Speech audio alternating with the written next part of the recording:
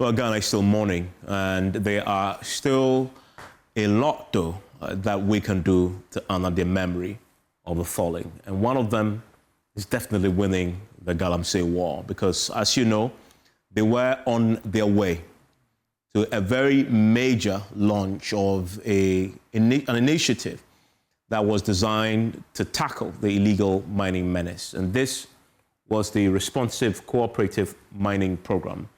The 8 of them, the 2 pilots and the crew member, 3 crew, and the 6 other officers, including the 2 cabinet ministers, were all on their way here. And they had their minds on dealing with the illegal mining menace when they perished. And the only fitting tribute to them, beyond words, is to act to end the illegal mining, because that is fundamentally what they were out there doing. That is why they are heroes, killed in line of duty. And that is why tonight we might spend some time looking at that ultimate goal, that ultimate objective. And already we are having the coalition against illegal mining making that point forcefully, that we must seize this. They have left us a legacy. We must take that torch and run the rest of that mile and cross that line so that their death will not be in vain. And that is the conversation we're going to be having tonight. What do we know about the program they were scheduled to join the other ministers to launch? What do we know about it? We know one of the things that it was going to do was establish a cooperative mining scheme. Also, it was to provide alternative livelihoods in partnership with the University of Mines. And this was important because, as we've always said, and governments in the past have tried various approaches to dealing with this, those who are involved in the illegal mining obviously believe that that's the only thing they can do. To wage this war and wage it relentlessly, I think the thinking here is try and provide meaningful alternative. And then once you've done that, those who remain will have no other reason to be there than to simply destroy the environment and kill all of us. And so then you go in and uproot it by force. I believe that is possibly a strategy we're adopting. I'll tell you something very revealing that the Interior Minister, Muntaka Mubarak, said on the Super Morning Show, I believe, on Monday. It was powerful indeed, revealing the commitments that the Defense Minister had made in a private meeting with the President. Another thing that they were going to do was to restore degraded lands, and they are just countless number of degraded lands across the country. The forest is gone. Part of this plan they were about to launch, a very noble cause indeed, was to restore those degraded lands. That's what we know as far as what we're told that the venue is concerned. But this government itself, since it took over, have tried to do a few things, all part of the resetting agenda in the area of dealing with Galamsey illegal mining. One of the things they've done was the National Anti-Illegal Mining Secretariat that had been set up. And as you know, the Environment Minister, who was on my show this year, was a key member of that, and he also passed as part of the implementation of, beyond the things he told me here on the show, he obviously wanted to get to the ground and make things happen. Also, the deportation of foreign nationals, something that we heard about also from the Interior Ministry. The reshuffling of the police, a key initiative, one of the new things that he attempted to do and have done. The IGP was instructed to do so at those police officers in illegal mining areas were reshuffled, were moved around, were transferred, because obviously if you're there, you failed. Amendment of the LI 2462, and this was the LI that the now departed Mubarak Mohammed was leading. It was on this show he gave the roadmap towards the amendment of this particular LI. I know many in the civil society space said they didn't want amendment, they wanted a complete repeal.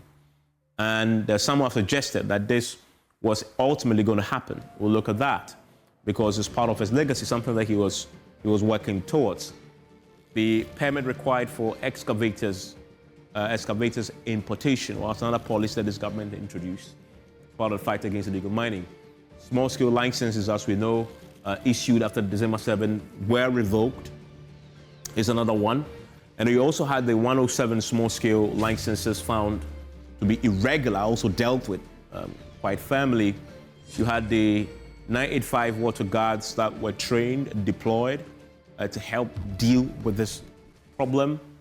The acting on the Professor Frimpong Boateng report is something that the government had said would happen, together with the dealing with other members of this government. I remember the statement that the Attorney General had authored, writing to the other state agencies to investigate them, including this.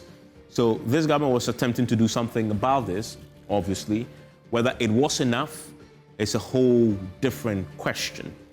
But definitely, 8 people are dead now as a result of that attempt to further implement other policies and interventions to tackle the problem. I mean, since this tragedy, though, last week, the coalition, National Coalition Against Illegal Mining, issued a statement, and they make that fundamental call.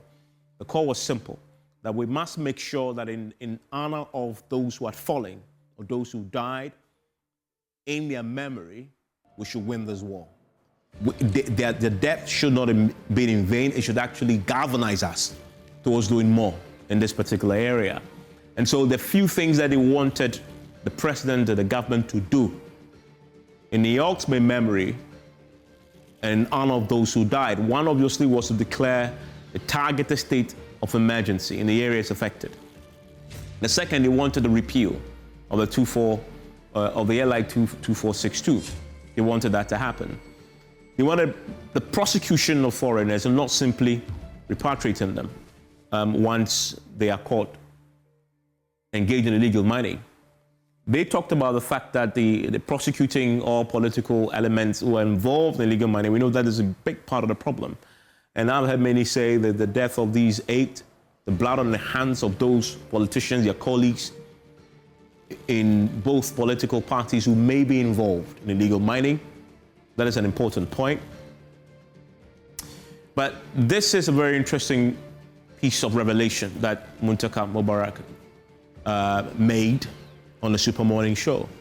That Dr. Omane Boamah, the defense minister, was so dedicated to the fight against illegal mining that in a private meeting with the president where the other ministers were in attendance, he pledged to the president that he himself, his family member, and those close to him are not involved in illegal mining. He wanted the president to know that, looked the president in the eye, and pledged and gave the president that assurance. He was part of the arrowhead that was going to deal with the problem. And Muntaka explains why he did that. And Muntaka says that after that meeting, he then talks to him. He says, he calls him bro. He says, bro, well, why did you do that? He says, well, I had to tell the president that if I was going to be leading this charge and leading this war, I wanted the president to know that he can trust that I am not encumbered. I am not compromised in any way, shape, or form in dealing with this matter. And that is why he made that pledge. And he says he did not just make the pledge, he got the president to get everybody else in the room, the other ministers, to make that same pledge to the president, that they themselves, the close relatives, and those associated with them are not involved and will not be participating in illegal mining in any shape, way, or form. And that was a powerful revelation indeed. And it's really the thing that you do in private that nobody knows about that tells your character. And that was Dr. Omane Boamah's character that we're now learning about from his other cabinet minister. That isn't the only thing he did in that private meeting. The second thing he did was that he pledged that he would put his position on the line. His position as a defense minister, that he was ready to let go of that position, basically to resign, to quit. If he failed, he made that pledge to the president, according to Muntaka Mubarak, in that private meeting. that he, Dr. Omane Boamah, is ready to fight this war, and that if he fails and he doesn't, he is ready to let go of his position as a defense minister. That is indeed a very powerful, powerful testimony. He said it in private. And he got onto that aircraft, that helicopter, to go to Obuasi, pursuant to this promise, the first leg, if you like, of a marathon, to making good on this pledge he made to the president. And this assurance he's given to him to see to it that the war against illegal mining is won. You understand why we say tonight that our ultimate tribute to him is to win the war against illegal mining.